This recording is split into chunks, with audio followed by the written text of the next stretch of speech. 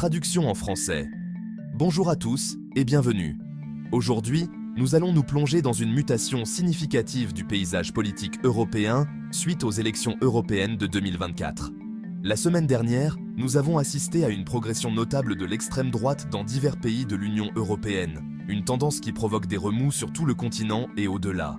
En Allemagne, l'Alternative pour l'Allemagne, AfD, parti d'extrême droite, a connu une augmentation de son soutien, marquant un changement important dans le sentiment des électeurs. Les partis au pouvoir, quant à eux, se dirigeaient vers des résultats très faibles. Ce changement met en évidence une tendance plus large, où les partis de droite gagnent du terrain, remodelant l'orientation future de l'UE et mettant l'accent sur les questions politiques intérieures et les défis économiques.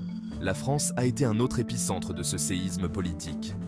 Le Rassemblement national de Marine Le Pen a doublé le soutien à Renaissance, le parti du président Emmanuel Macron, conduisant ce dernier à convoquer des élections anticipées dans les semaines à venir.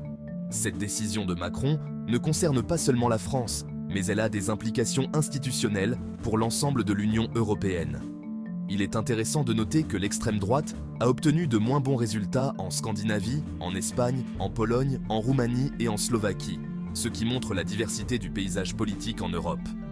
En Roumanie, la coalition de centre-gauche et de centre-droit au pouvoir a obtenu plus de 50% des voix, tandis qu'en Pologne, la plateforma de centre-droit et libéral a surpassé pour la première fois le parti de droite Droit et Justice. L'histoire de l'Italie est différente, où le parti d'extrême droite Frères d'Italie a obtenu de bons résultats.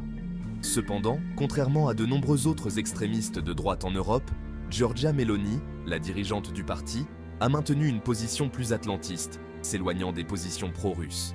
La déclaration d'Ursula von der Leyen, lors de la soirée électorale, selon laquelle le centre a tenu bon, semble juste, mais de peu. Le centre a tenu, mais à peine. N'oublions pas le nouveau parti BSW en Allemagne, fondé par l'éminente opposante politique Sarah Wagenknecht. Ce parti combine une politique économique de gauche avec une approche restrictive de l'immigration et une opposition aux livraisons d'armes à l'Ukraine. Cela met en évidence la dynamique politique complexe et en évolution au sein de l'Allemagne et de l'UE au sens large. Les résultats de cette élection devraient avoir un impact durable sur les politiques et l'orientation future de l'UE. La montée de l'extrême droite pose de nouveaux défis et soulève des questions sur la stabilité et l'unité au sein de l'Union.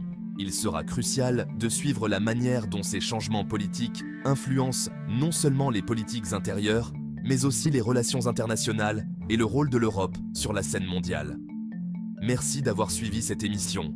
Restez informés et engagés alors que nous continuons à analyser et à discuter de ces développements cruciaux. À la prochaine fois.